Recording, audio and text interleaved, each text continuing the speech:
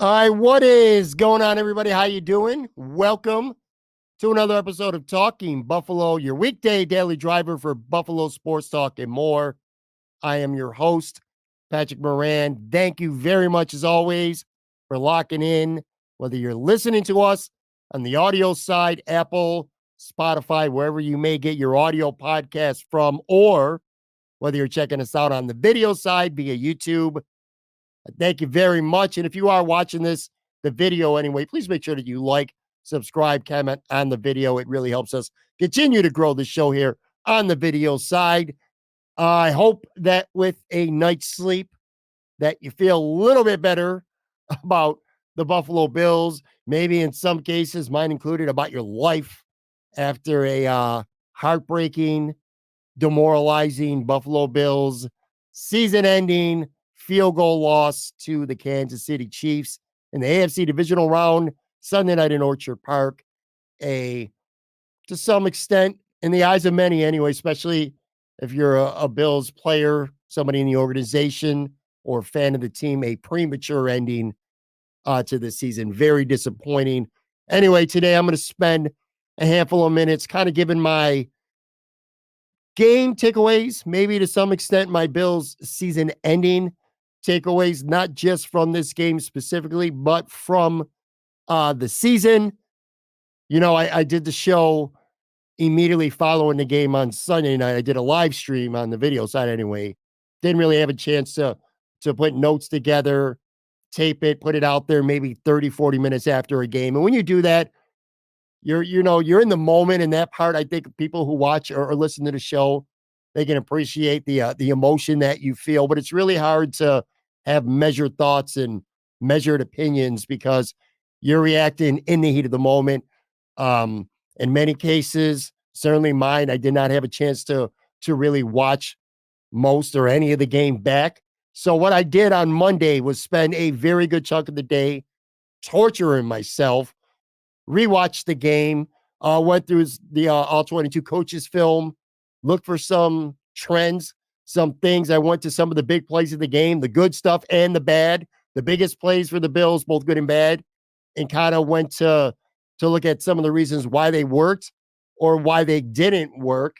And like I said, and I said this on the show when I did an immediate post game, when you have a little bit of time to kind of calm down a little bit and be able to rewatch stuff, it kind of puts in perspective some opinions that you formulate in the moments after the game. Sometimes the opinion that you have, you might strengthen it when you watch the game back. Sometimes it might actually change your opinion. You might say, well, I thought this guy was great, or I thought this guy really sucked. Then you watch the game and you realize, you know what? I was wrong. So I'm just going to talk about a handful of things, nothing crazy and nothing to take up too much of your time today. And we'll get to that in just a second. I want to start here, though, because, and this has nothing to do necessarily with the actual game itself, or at least the outcome of the game, but I feel almost weird, and I am taping this very, very late on a Monday night. I want to put that out there as well. I mean, I'm talking like this is well after 11 p.m. on Monday night when I'm recording this. I feel oddly a little bit relieved almost. And I know that sounds crazy, but there's a part of me that feels a little bit relieved. I say that because I will, going forward now, have less personal anxiety going forward. Because after this loss, to some extent, and I know this might not be a popular opinion, but my goal on this show is to always be honest with everybody who cares enough to tune in and listen or watch. So I always try to be honest, whether something you want to hear or not. But I've lost some confidence in this organization right now. And so how does that correlate to having less anxiety? Because I don't think I'm going to beat myself up next season like I did this year. Here's a confession. I'm just going to put this out there right now. I personally, and this is my own fault. It's not the Bills' fault. It's not no fans' fault. It's not the family's fault. It's my fault. But I did not enjoy this football season, this 2023 Bills season, as much as I should have. I had more anxiety, more angst, more worry with this football team, almost from the very beginning of the season, I think, that I've had at any point during this Josh Allen, Sean McDermott post-drought era. This, to me, was the season. This was the last golden opportunity. And we're going to talk for weeks and months, and you're going to hear about the window. And if the Bills' window was closed, it's not. How open is the Bills' window? Not as wide as it was going into this season. Kind of my point here. The season, the run's not over. So don't get what I'm saying twisted right now. But part of my anxiety and part of my angst and part of my worry was the feeling that this was the last golden opportunity for the Bills to get to a Super Bowl, at least a Super Bowl with the least resistance. I wanted this one bad. I really did, in part largely because of that reason. You know, I go back to these last handful of years. 2020, the Bills get to an AFC Championship game. I'm pleasantly surprised. They took the next step from 2019 when they lost. They blew a 16-point lead at Houston, and they lost in the playoffs. The Bills came back the next year, and they got to the AFC Championship game. To me, 2020 was, to some extent, at least a pleasant surprise. Then you get to 2021, and yeah, they lose in the divisional round. They lose at Kansas City, one of the best football games you'll ever see, maybe the best performance by a quarterback you'll ever see in a losing effort. And as much as that game hurt and it stung, and to this day it still resonates because of 13 seconds, there's no way they should have ever lost that game. But as much as that hurt, I told myself, this team is a Super Bowl team. They blew it at the end. The coach, not they, the head coach blew it at the end of the game, and you got goddamn Superman for a quarterback. This team might go to the Super Bowl 3 in the next 4 years. That's the way I felt at the end of the 2021 season. And that's the way I think the league felt. It's certainly the way Vegas felt, because the Bills were the betting favorite to go to the Super Bowl in 2022. And then you get to 2022, and they stall out in the AFC divisional round. They get slapped at home against the Cincinnati Bengals. And you look back at that game and that season, and it's hard not to say, well, they had a player almost die on the field. It was a mentally trying year for them. Von Miller tore his ACL. The guy they paid mega money to looked like a megastar until Thanksgiving. He tears his ACL. All the other big injuries for this team. The weather, having to move games, get games postponed, all kinds of shit going on. So you look at the totality of that season, you're like, oh my God, this sucks. They didn't build on 2021, but I'm gonna give them a pass to some extent. A lot of shit happened, and that could weigh on any team. And it did with the Buffalo Bills, because they just weren't ready to play that game against the Bengals. So anyway, fast forward to this season. And to me, this was it. This was their golden chance. And as the season unfolded, despite their struggles, you look around the league and you see a team like the Cleveland Browns. They lose their quarterback and they lose Nick Chubb. The Cincinnati Bengals, who have owned the Buffalo Bills the last couple of years, they lose Joe Burrow. They don't even make the playoffs. The Miami Dolphins, sooner or later, they're going to figure their shit out and be able to get over the hump.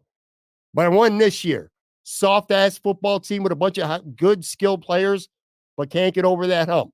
That's this year. The New York Jets, 4 plays into the season, they lose Aaron Rodgers. That ship sinks. And then the Kansas City Chiefs.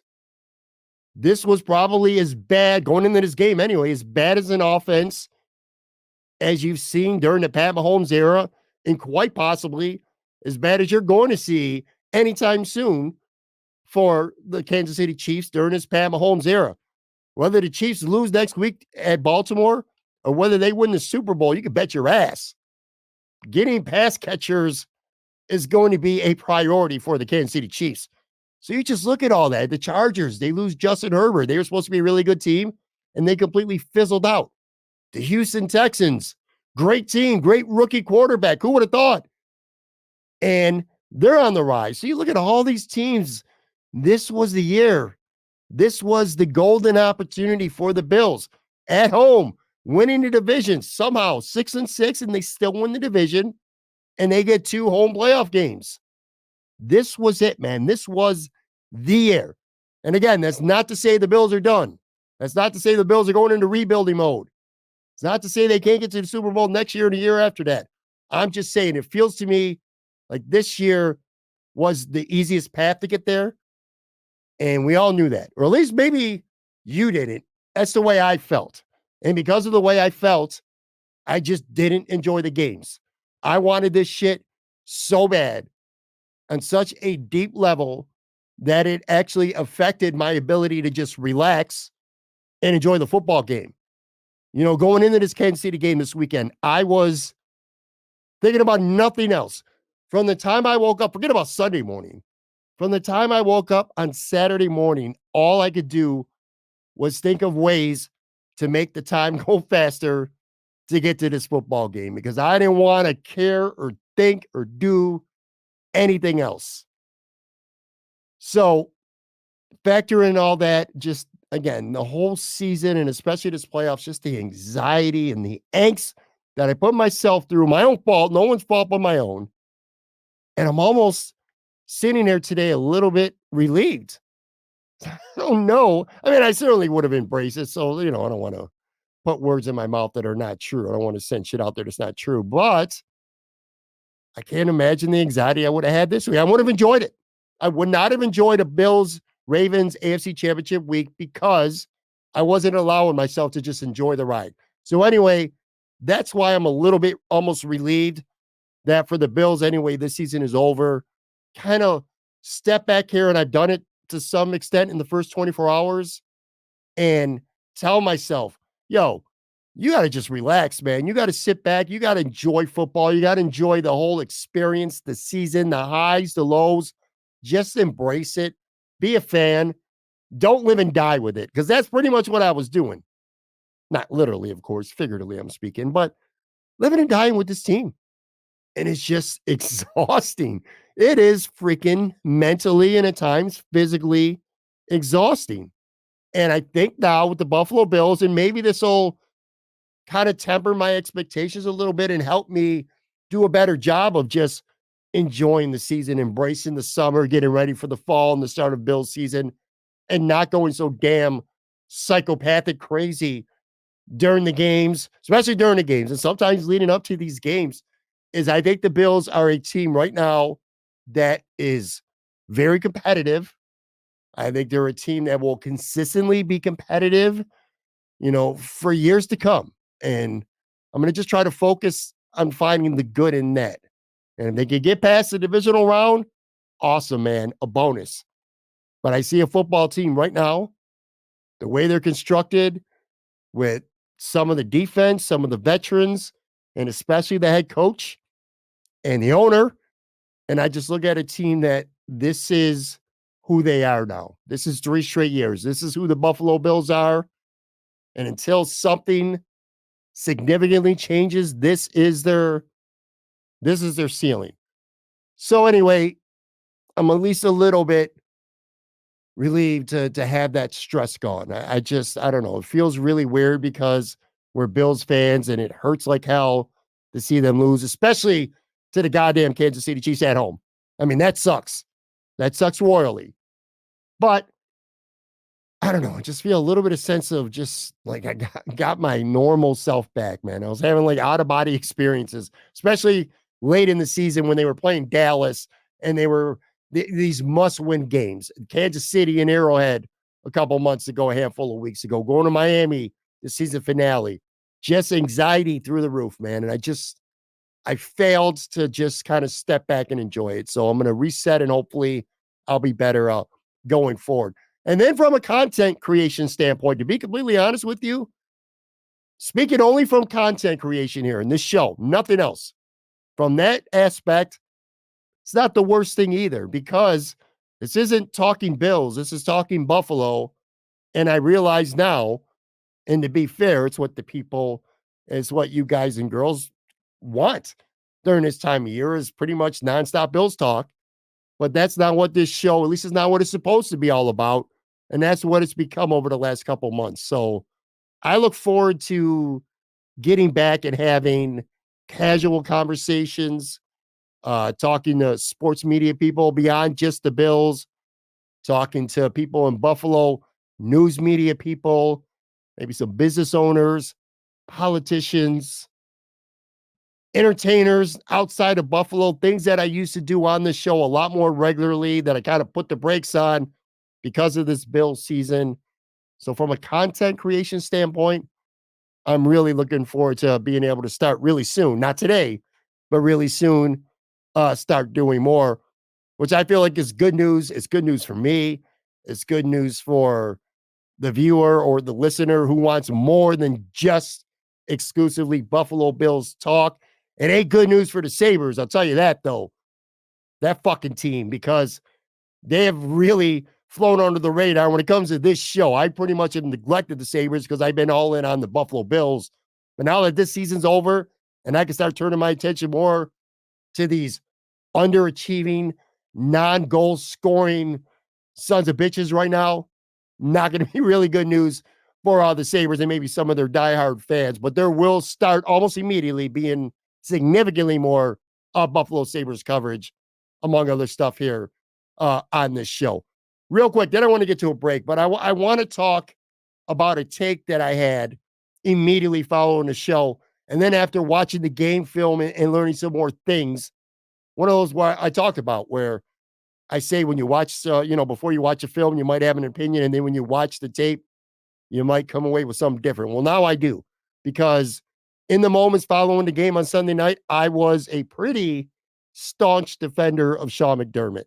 And I said that I admired his aggressiveness going forward on an early fourth down, the fake punt attempt, other aspects of the game. I said, this guy's going to go down aggressive, which has been the opposite of what he's been in the playoffs during his tenure as Bills head coach. And, I also said that the defensive line ultimately is what let them down more than Sean McDermott. And I still stand by that, by the way. But now that I've watched the game back, there's a couple things that really bother me. And it is 100% on Sean McDermott. The biggest one by far, and I mean by far, was Sean McDermott's decision to play and not only start, but stick with AJ Klein for the majority of this football game instead of Dorian Williams. I think that was a grave mistake for Sean McDermott and his defense, especially when you actually watch the football game back, man. All week long, Sean McDermott knew that it was unlikely that Terrell Bernard was going to play. So he had all week long to figure something out with this defense. And I can't believe he did not decide that, despite being a rookie, despite the mistakes he makes, despite the fact that you got to trust your guy to be able to, your middle linebacker to be able to call the singles, put that green dot on your helmet. I can't believe that with a full week's preparation that the Bills did not pull the trigger in this game against that opponent with that tight end and go with the far more athletic Dorian Williams and AJ Klein. That was such a big mistake. AJ Klein doesn't have the athleticism. AJ Klein doesn't have the speed. And quite frankly, watching the game back, it didn't look like AJ Klein had the conditioning to be up for that task, to play that many snaps. There were some plays on film where he looked like he was dead ass tired trying to run somebody down. It was brutal. I tweeted about it on Monday. When I watched that game back and a couple of the plays that AJ Klein, whether it was Kelce cooking him in coverage, whether there was a run, it wasn't even Pacheco either. It was Clyde Edwards-Helaire. Takes a handoff on the right side, right around midfield or so. Linval Joseph, who just got bullied the whole game, the 11 snaps that he played or whatever, did nothing. But anyway, he hits a hole And I'm telling you, AJ Klein had a beat on him, and didn't even end up being close. And then he chases the guy 25 yards down the field. I'm thinking in my mind, Dorian Williams might have missed an assignment. He might have done something wrong, but he was not going to not be able to get to him in that gap, in that spot, and potentially make a play. It was just, I don't know. There was another play too that you see on tape. They blitzed AJ Klein, and I'm telling you, he looped around, and you could have packed a lunch. It took so long for him to get to the quarterback, not because he was blocked, because he ran an outside stunt. He was just that slow. So I look at this tape, and I'm like, AJ Klein was one of the worst players, maybe the worst player on the football field. And shame on Sean McDermott for not having more confidence in the much more physically gifted, athletically talented rookie, Dorian Williams. I think that cost the Bills dearly. And, if Terrell Bernard got hurt in the first series of the game, if he started and then you're going to AJ Klein because you didn't have time all week to prepare Dorian Williams, then I could certainly understand it. But you knew all week long, quite literally all week long, that there was going to be a very good chance that Terrell Bernard couldn't go. And shame on Sean McDermott for not having the more gifted linebacker physically out there in a lot of situations. I feel like he could have made a couple plays. He played it. He did get snaps, and he had a bad call by the referee, which ended up being a pass interference. But that aside, Dorian Williams actually did a couple things out there. So I just think that was an egregious mistake by Sean McDermott that cost him dearly. And then just the defense overall. I thought he didn't blitz enough, and I know who the other quarterback is, and I know he's going to make you pay, and I know, you got your old safeties, and Russell Douglas is out there hobbing around, and AJ Klein. I get all that, but you know what? It was obvious to anybody, and you ain't got to be a film expert. You could see they were not going to get to Pat Mahomes with 4 people, and they just kind of surrendered. And he said, the mindset that it felt like with the Bills defense is, oh boy, I hope the Chiefs make a mistake here. I hope we can bat a pass. I hope they can make one mistake. We'll bend, but don't break. Let's just hope for the best. That was like the Bills' defensive philosophy for almost the entire game, man. It was really bad. So when I watch the tape back and I watch the actual Bills defense and I see the personnel decisions that he made out there and the decision to not at least attempt to be more aggressive, and if Pat Mahomes beat you, man. I know you need to be able to count on your D-line to get there with 4 people. You invest so much resource into this line, but they just weren't getting it done. Everybody could see it, and it just continued to do essentially really nothing about it. So a bad job by Sean McDermott. And, I could sit here and I read the tweets. I read Facebook statuses from my friends. I see the IG post. Everybody, which happens when you lose a playoff game. It happens when you lose 3 straight years in the divisional round, 2 of them at home. Fans are going to call for your head. Some media, some content creators might call for your head. I'm just not going to put any energy into that at all. I'm not going to waste 5 minutes of my life thinking about who could potentially be the next coach for the Buffalo Bills. Would Terry Bagula fire Sean McDermott and bring in Bill Belichick? Because I've heard that shit a lot all day on Monday. You know why I don't do that? Because it ain't happening, Captain. It's not happening. There's less than zero chance that Terry Bagula is going to fire Sean McDermott. So get that thought out of your head and start to think of ways that Brandon Beane might be able to improve this roster somehow during this potentially tumultuous, crazy offseason, because your boy Sean McDermott just straight up isn't getting fired. Let me take a real quick break, and I'm going to come back. I got some more thoughts, and I'll get through them a lot quicker than these first series of thoughts. Be right back.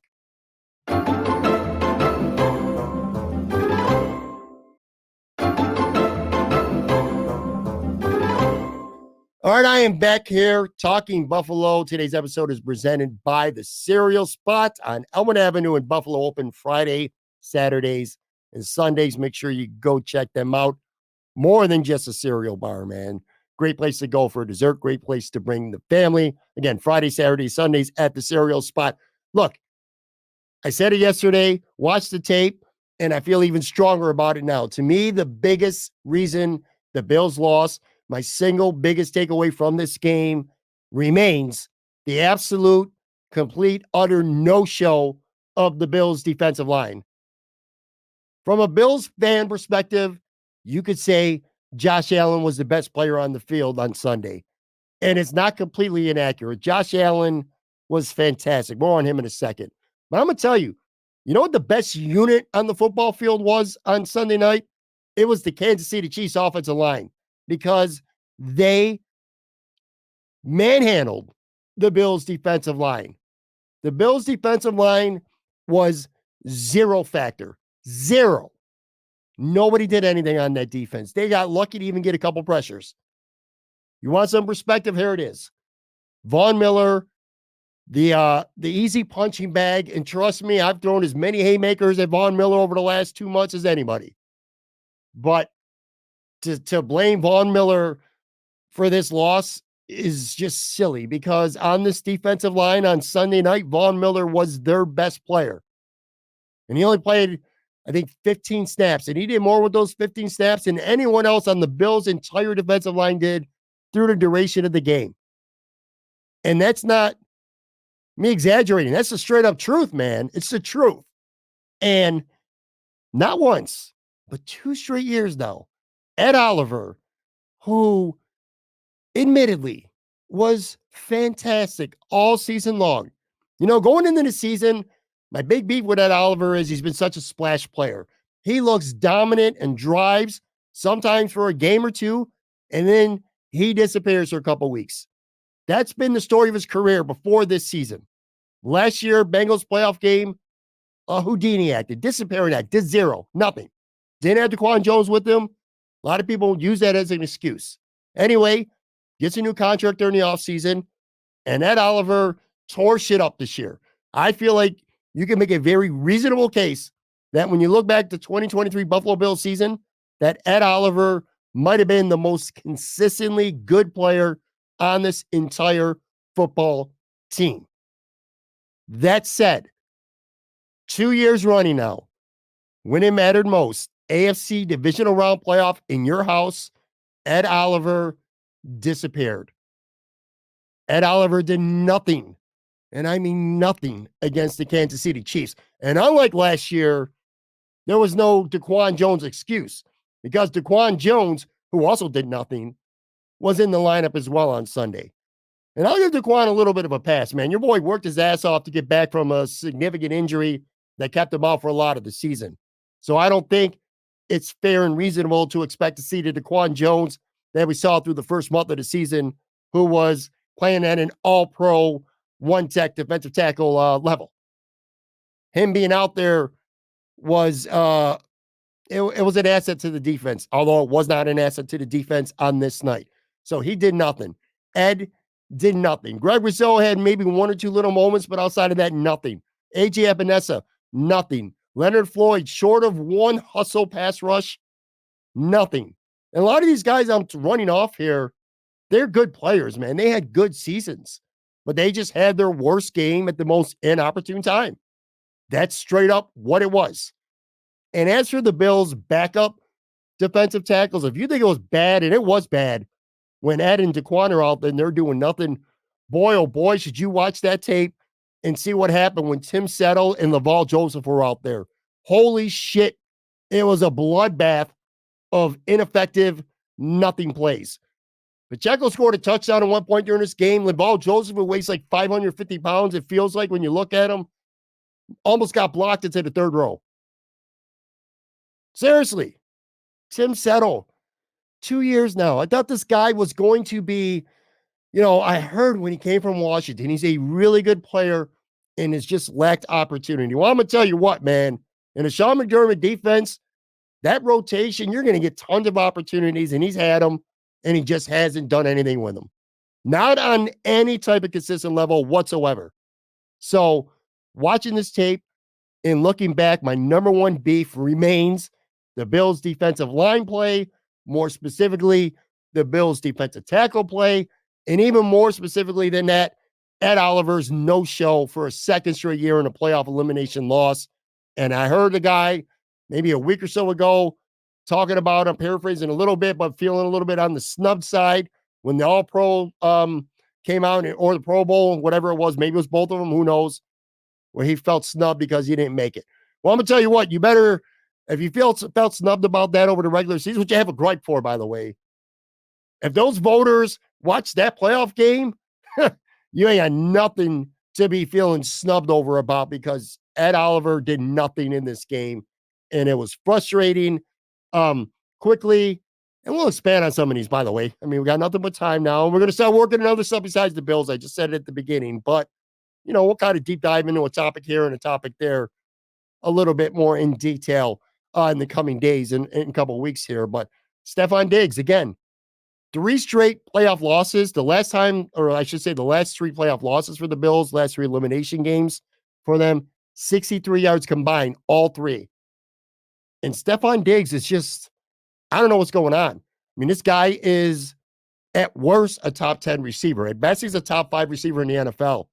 But just won there in the second half of the season. I think he won the last 13 games, didn't have 100 yards. Khalil Shakir had more yards on less catches than him. Just really weird to see this offense and actually get better for the most part down the stretch without Stefon Diggs being a major contributor at all. And I wonder how much injuries played a role.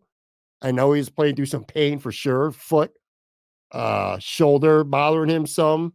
I think he had a hand issue at one point too. But I don't know, man. He dropped that bomb. Josh Allen threw that ball out of the stadium and it landed. It came back into the stadium, 60 or so yards down the field in his hands, and he dropped it. Just you can't have that.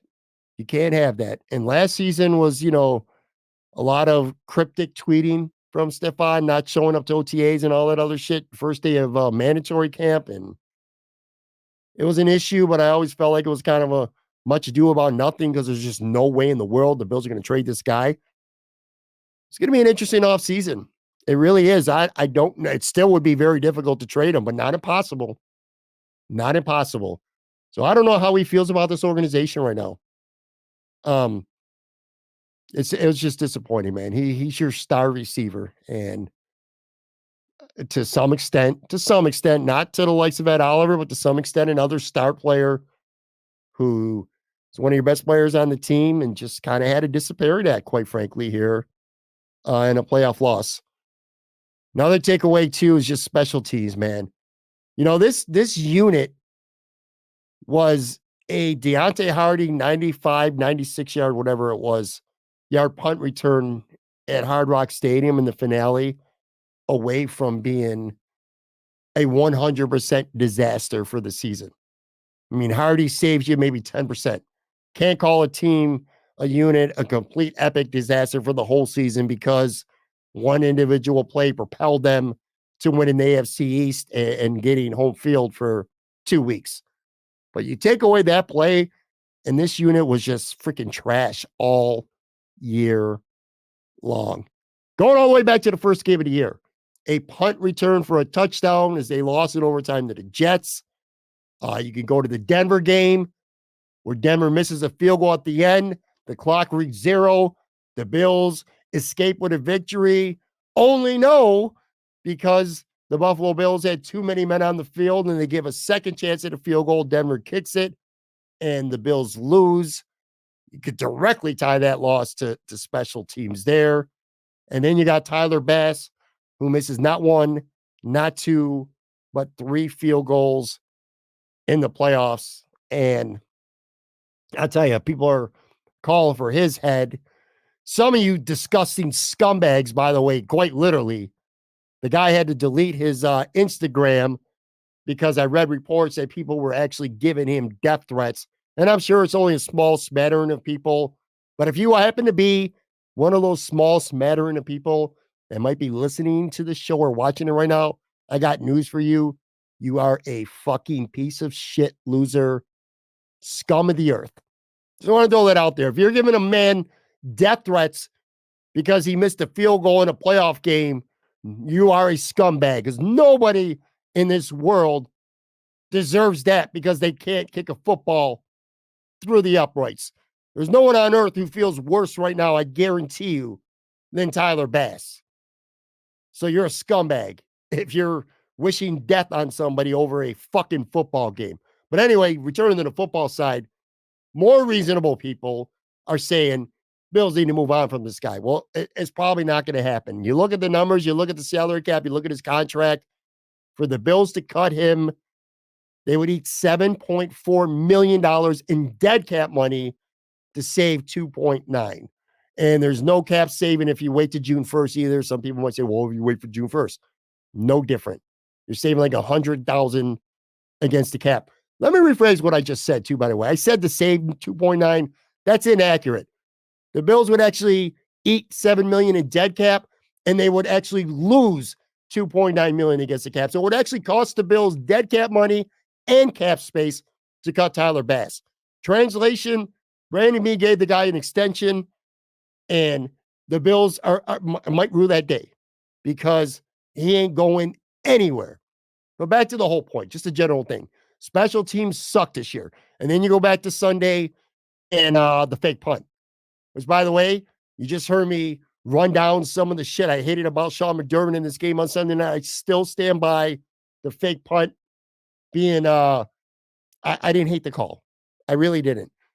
He knew that his defense was not making a stop to save their life. Up to that point, up to that fake punt, quite literally, the Chiefs hadn't punted or been stopped, with the exception of basically taking a kneel down with 20 seconds left at the end of the first half. That's it. So he wanted to catch them off guard. Now, I hear so many people say, well, they should have just went for it if they're going to do that. Put the ball in the arms of your quarterback. Well, you're at the 35-yard line and it's 4th and 5. If it's 4th and 1, sure. 4th and 5, the odds of getting that are not very good. And the Bills' philosophy, the reason why teams run fake punts is because they think they're going to catch the other team off guard. That's why you run a fake punt. The mistake was, well, there was two mistakes. Number one, should not have given the ball to Damar Hamlin. My issue with the plays is not the call, it's the execution. And that started with, I think the Bills, 4th and 5 from their own 35, they could have easily gotten away with having Ty Johnson out there instead of Damar Hamlin. I don't think the Chiefs would have smelled the fake coming because Ty Johnson was out there blocking. And you could have snapped it to Ty Johnson. Maybe he breaks a tackle, something Damar was not going to do. Ty Johnson has better vision. He can see the field better. So I feel like you should have had Ty Johnson in that spot. But probably doesn't matter because when you watch the film, Tyrell Dodson, Quinton Morris, and now it's escaping me. There was another guy too. 3 guys missed a block. I know Morris was one of them. I know Dodson was one of them as well. Oh, Dorian Williams, he was the third. All 3 of those guys did not get a helmet on their guy, and Hamlin had no chance. But anyway, I don't hate the call, but I hate the execution. It was a special teams blunder because they didn't get it done. So on a team that I think personnel, player-wise, there's going to be a lot of change because of so many free agents and the salary cap. Structurally, I don't think there's going to be many changes, but one I do see happening is I can see Matthew Smiley losing his job, as he probably should, for to have to answer for the Bills' special team woes. But yeah, I didn't hate the punt, man. I did not hate the punt. I respected the call. If they get it, you're giving Sean McDermott a lot of credit. You know, here's his ballsy dude. This guy who's just sat out his ass playing prevent defenses in the playoffs the last couple of years. Now he's running fake punts at his own 35. That's Dan Campbell's shit right there. It just didn't work. So you can't basically call a coach a pussy and then be mad when he's trying to be aggressive. That's all I'm saying. So anyway, Josh Allen, again, I don't want to deep dive into him today. There's going to be plenty of episodes mostly devoted to him. I will just say this. I don't think any less of Josh Allen now than I did before this game. I thought he lived up to the hype. I thought he certainly held up his end of the bargain. Josh Allen played well enough for the Bills to win this football game. He got it done with his legs. Couple spectacular plays, scrambling at that throw to Shakir. Shakir made a great catch, but Josh to be able to throw that ball and get it to him, phenomenal play. Very first series of the game is 3rd and 15. Bills is looking like it's going to be a 3-and-out to open the game, which would have sucked. He starts running, sees Ty Johnson in his peripheral, laterals the ball to him, gets him within a half yard. Josh then converts on 4th and inches. I thought Josh Allen accounted for 3 touchdowns, no turnovers. I thought Josh played very well enough to win. That said, Bills only scored 7 points in the second half, and Josh Allen probably had his lone bad-ish, not completely bad, but bad-ish drive when it mattered most, the end of the game. Should have lost a fumble. Chris Jones knocked the ball loose, and luckily Spencer Brown was there. But we're going to keep looking back all offseason long to the last 2 minutes. It's 2nd and 9 from the 26, and people are going to see on film that Stephon Diggs is wide open underneath, which you need to be careful with that, though, because Chris Jones was barreling in on Deion Dawkins, which really disrupted the play. Saved the day for the Chiefs defense, by the way. I'm not sure that because of the angle he was coming in on, Josh had a really good lane to get the ball to Stephon in stride on the move on the left side because of the way the rush was coming at him. I don't hate the call to Shakir. I don't like the thought of the Bills scoring with a minute 50-something left and giving the Chiefs a chance to win the game still, having 2 timeouts. But if you score that touchdown, you're up 4, not 3, and the Chiefs got to get into the end zone. And you just got to take a chance that your defense can score. Basically, what I'm saying is if you're criticizing Josh for not taking the check down there on 2nd down and going for the touchdown to Shakir, who was open, I think you got it wrong.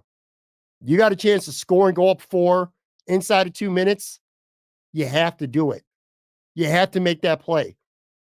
And Josh just didn't make the throw.